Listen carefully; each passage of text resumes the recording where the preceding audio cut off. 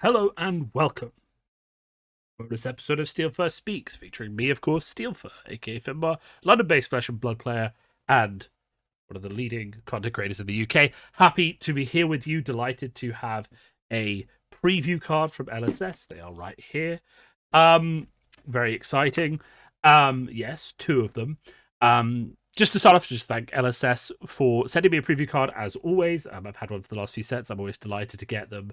Unfortunately, I have been traveling for work recently, so I haven't had as much time and energy to invest in doing the same sort of video that I did last time. You guys all remember I have the Lego Phoenix that I was flapping the wings. I have the mask somewhere in the background. But unfortunately, I haven't had the time to do that, so I am very much doing a live discussion spoiler video just to get the cards out there, and then hopefully for the next set I'll be able to do something a bit more grand, as I usually do.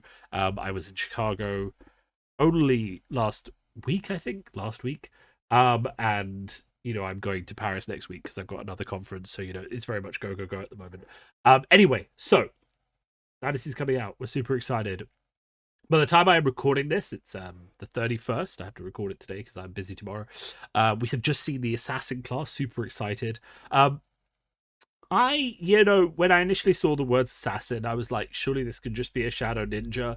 Why does it have to be a separate class? But now that I'm seeing the space that they're exploring, I think it's really, really exciting and interesting that they're taking this in a completely different direction. And I think if this class had access to all the go wide of Ninja, it would actually be a problem. Personally, I know a lot of people are really excited for Assassin. I'm a bit disappointed that we're losing another class slot to a melee edgy type. I really want like a cleric or a druid, especially a druid, to come into the class environment, sooner rather than later.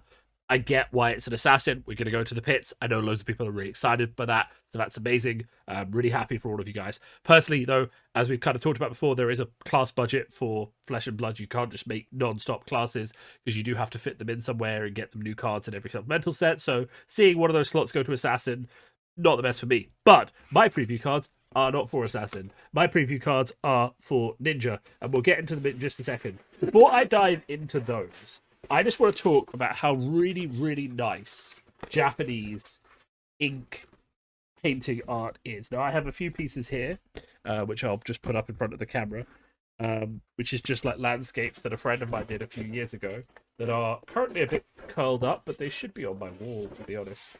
I've had these in a box for a bit too long.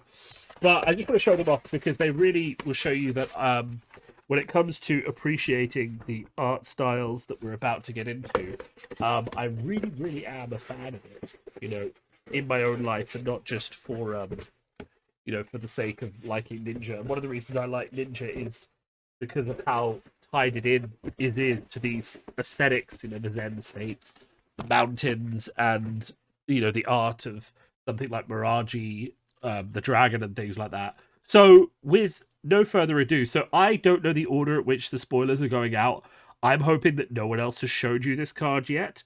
If they have, there's not much I can do about it, but hopefully they haven't, because then I can get really excited about it. So to start us off, so my card is the nice and straightforward Flex Claws. It's a rare, so obviously it'll come in 3 colors. It's a 1/4, blocks for 2 with Go Again. When this hits, create a Crouching Tiger in your banish zone. You may play it this turn. Now, because of how the spoilers go out, you may currently be really, really excited for Crouching Tigers, or you may not. I have one right here, so I'll show you what it does in a second, and hopefully no one else has shown you what it does yet. But I am the first, and then I'll be a little bit excited about it. But this is a good stat line for ninjas for a rare. I mean, 1/4 with Go Again. That's kind of like a rare budget in terms of attacks, plus an ability. It has an innate Go Again, which is useful in terms of things like hypothermia and stuff like that. But really, whether this is played will really depend on whether or not Crouching Tiger has the synergy that it needs to thrive. Currently, looking at this, I don't really see it slotting into any ninja decks. I mean, if we're thinking about 1/4 attacks, there are quite a lot to choose from, especially those that block for 2.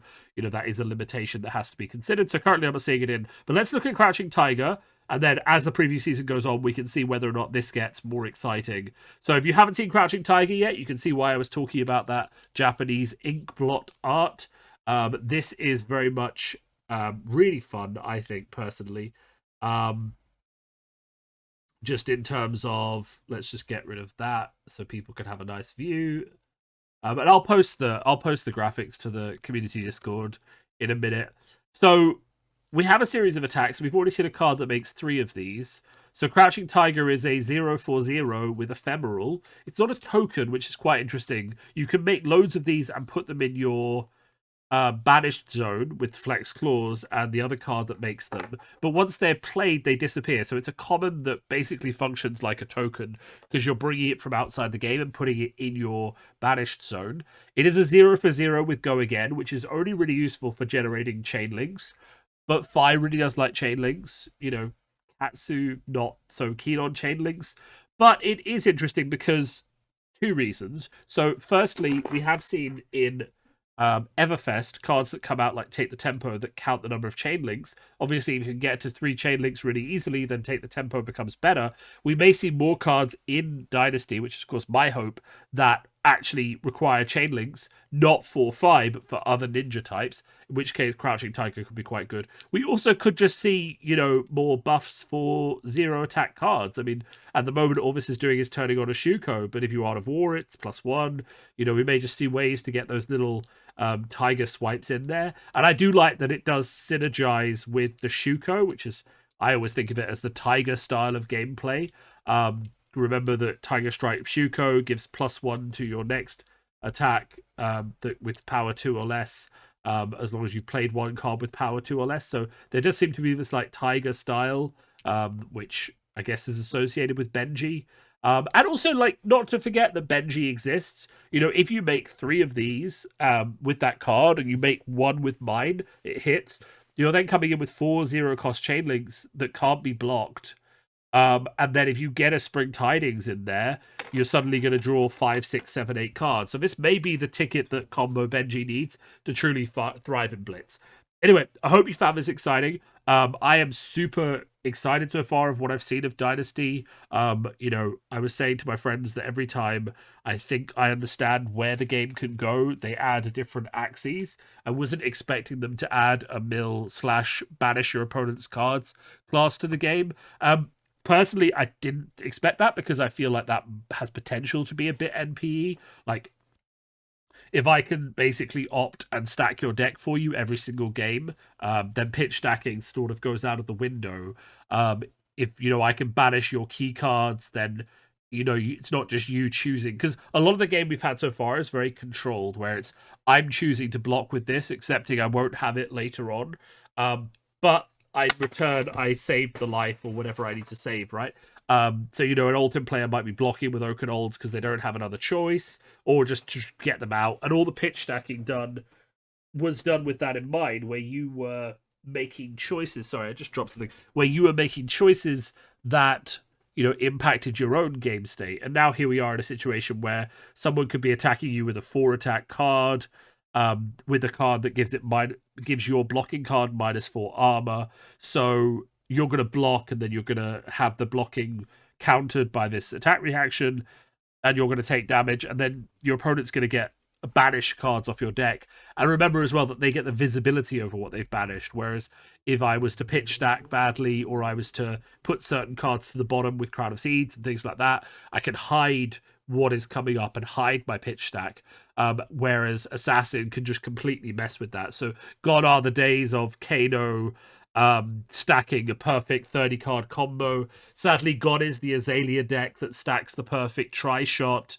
Those things can't exist in a meta where Assassin is a viable deck. And we'll see if it is viable. I mean, there's a debate about how many cards can make a viable class. I mean, if you're only getting 40 cards, then this very much feels like it's an Icelander moment where we're getting these Assassin cards with a little bit of support, and then it's going to take the next proper draft set to properly flesh out Arachne and get him up to a point. I will say just 10 out of 10 on the art. I'm loving all the art I'm seeing so far for the Assassin. The cards, we'll have to see whether or not they string together. The fact that none of the attacks we've seen so far have Go Again is a bit puzzling, so we're kind of not really sure what sort of way this deck is going to go. It kind of feels like it's very much going to be attack with sword, dagger 1, attack with dagger 2, play an attack, so maybe a 1-1-3 or 1-1-4 sort of build, which again, this is the problem. So attacking for 1, attacking for 1, and then attacking for 4 is a ninja attack pattern. And if that's going to be happening in Assassin, then I don't know. Like, we could have just made Shadow Ninja and made all of these cards that do contracts and stuff like that into Shadow Ninja cards, so the other ninjas couldn't play them. You know. Anyway, I'm not going to beat a dead horse on that one. Just safe to say that, you know, Assassin to me is a very interesting choice. It's not what I expected. And I do raise that question as to whether or not the same thing could be achieved thematically with a variety of ninja rather than a whole new class. But you know, that's a question for the designers. They're doing a good job so far, so I'm not gonna go into it too much on them. But anyway, I hope you've enjoyed these previews. As always, I'll put the links, and sadly, no bear photoshopping in this one. I just haven't had the time. But I hope you enjoyed these previews, and I hope you're having a great preview season. As a reminder, just while I wrap up, if you haven't liked to subscribe to the channel, please do. That always helps me. About 60 to 65% of the people who watch my channel regularly aren't subscribed, and you can imagine for a preview video, it is even more people who aren't subscribed. So do like and subscribe to the channel. That's how YouTube knows I'm doing a good job. That's how I know I'm doing a good job. It really does boost me a little bit when I see my channel grow. So thanks everyone, and have a great day.